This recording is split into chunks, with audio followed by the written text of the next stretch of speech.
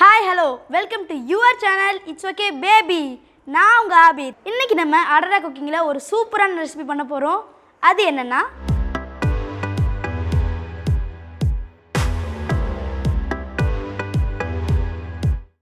இந்த ரெசிபி உங்களுக்கு பிடிச்சிருந்துச்சுனா செஞ்சு பார்த்துட்டு மறக்காம கமெண்ட் பண்ணுங்க. இது ஒரு VIP ஸ்நாக்ஸ். ஆமாங்க, வாழைப்பூ இஞ்சி பக்கோடா. இது நான் வச்ச பேரு. சூப்பரா இருக்குல்ல? வாங்க குக்கிங்க்கு போகலாம். இப்போது நம்ம வாழைப்பூ பக்கோடா செய்ய போகிறோம். அதுக்கு தேவையான இன்க்ரீடியன்ட் சொல்லிடுறேன். இந்த மாதிரி வாழைப்பூ ஒன்று எடுத்துக்கோங்க. அதை நல்லா க்ளீன் பண்ணிவிட்டு மீடியம் சைஸாக கட் பண்ணிக்கோங்க. இஞ்சி ஒரு துண்டு எடுத்துக்கோங்க, நல்லா பொடிசாக கட் பண்ணிக்கோங்க, அப்போ தான் நல்லாயிருக்கும். கடலை மாவு 8 டேபிள் ஸ்பூன் எடுத்திருக்கேன். 4 table spoon rice flower, 1/2 teaspoon Kashmiri chilli எடுத்திருக்கேன். கலருக்காக எடுத்திருக்கேன் நான். காஷ்மீரி சில்லி இல்லைன்னா நீங்கள் நார்மல் சில்லி யூஸ் பண்ணிக்கலாம். பெருங்காயப்பொடி ஒரு 3 சிட்டிகை யூஸ் பண்ணிக்கணும். நல்லா மணமாக இருக்கும்னு நான் எடுத்திருக்கேன். தேவையான அளவு சால்ட்டு, பொரிக்கிறதுக்கு தேவையான அளவு ஆயில், சோடாப்பூ ஒரு 2 சிட்டிகை போட்டால் போதும், ரொம்ப யூஸ் பண்ணக்கூடாது. இவ்வளோதான் இதோட இன்க்ரீடியன்ஸு. அப்போ இந்த ஸ்பைசஸ்லாம் நான் வாழைப்பூவில் மிக்ஸ் பண்ணிவிட்டு உங்களுக்கு காமிக்கிறேன். பொடி பொடியாக நறுக்கி வச்சுருக்கிற வாழைப்பூ, பொடியாக நறுக்கி இருக்கிற இஞ்சி, மற்ற இன்க்ரீடியன்ட்ஸ் எல்லாத்தையும் நான் இப்போ மிக்ஸ் பண்ணுறேன். இப்போ எல்லா ஸ்பைசஸும் நான் வாழைப்பூவில் ஆட் பண்ணிட்டேன்.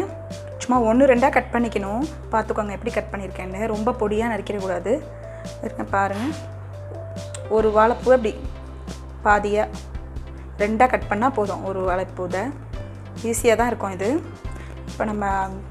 இப்போ நம்ம ஸ்டார்ட் பண்ணலாம் வறுக்கிறதுக்கு. சப்ஸ்கிரைப் பண்ணவங்களுக்கு தேங்க்ஸ். சப்ஸ்கிரைப் பண்ணாதவங்க உடனே சப்ஸ்கிரைப் பண்ணுங்கள். அப்படியே உங்கள் ஃப்ரெண்ட்ஸுக்கு ஷேர் பண்ணுங்கள். ஸ்டவ் ஆன் பண்ணி ஒரு பேனில் ஆயில் வச்சுருக்கேன். அதில் நான் இப்போ கொஞ்சம் கொஞ்சமாக நான் பக்கடா மாதிரி இப்போ நான் போட போகிறேன். இந்த வாழைப்பூவை பாருங்கள், சூடு வந்துடுச்சு ஆயில்.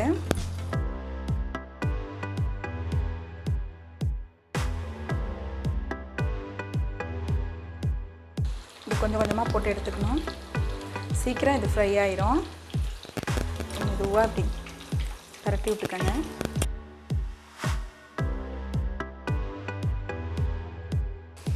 மீடியமாக வச்சுக்கோங்க, தேஞ்சிரும். இல்லைன்னா ஃப்ரை பண்ணோன்னு எடுத்து காமிக்கிறேன்.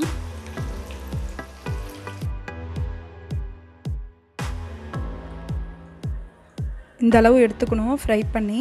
பார்த்துக்கோங்க, ரொம்ப நேரம் ஃப்ரை பண்ணக்கூடாது, சீக்கிரம் ஃப்ரை ஆயிரும். இது பஜ்ஜி மாதிரி தான். ட்ரை பண்ணி பாருங்கள், ரொம்ப டேஸ்ட்டாக இருக்கும்.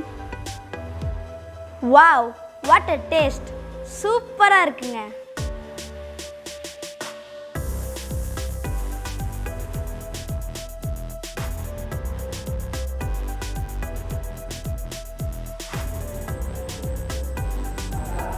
இது இந்த வாழைப்பூ வந்து மீடியம் சைஸ் வாழைப்பூ.